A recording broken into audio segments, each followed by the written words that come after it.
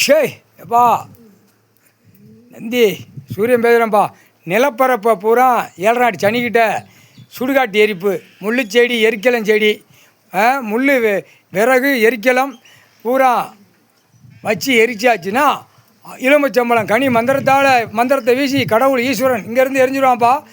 எரித்த உடனே ஆட்டோமேட்டிக்காக நிலப்பரப்பு அப்படியே கிடக்கும்.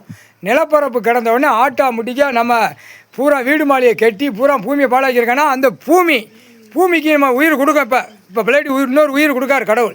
இந்த மானிட ஆண் எங்கெல்லாம் காலை வச்சு போகிறான், வண்டி போர்வலை தூக்கிட்டு போவான், 2 வீலரில் போவான், செத்து போவான். ஆண் செத்து போவான். அவன் பொண்டாட்டி தாலி அறுத்து முண்டச்சியாக இருப்பான்.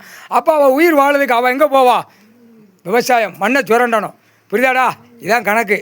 அதுக்கு தான் சிவகங்கை ராமநாடு முதல் நிலப்பரப்புல கணக்கு எல்லாம் இருந்த கணக்கில் உலக நாடே இருந்த கணக்கில் அழிச்சிட்டான். அரசியல்வாதி எல்லாம் அழித்து நாசம் பண்ணிட்டான். விவசாயத்தை அழிச்சிட்டான்.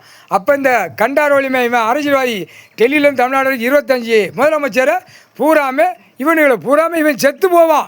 அவன் பொண்டாட்டி மறுகள் முண்டச்சியாக இருப்பான். இப்போ இந்த பத்திரம் பூமியில் எரிக்கணும். மொத்தமாக ஆன்லைனில் போட்டு உட்காந்து விற்று குறுக்க வச்சு விற்கானா? மந்திரி உட்காந்துருப்பான், இதுக்கு மந்திரி இருப்பான், முதலமைச்சர் இருப்பான், எம்எல்ஏ இருப்பான், எம்பி இருப்பான். எல்லாம் ஆகங்கட்ட கூவையை 7 நாட்டு சனிக்கிட்ட அந்த இடத்தை சம்மந்தப்பட்ட நிலப்பரப்பை 7 நாட்டு சனிக்கிட்ட எரிச்சாச்சுன்னா ஆட்டோமேட்டிக்காக ஆண் செத்து போவான்.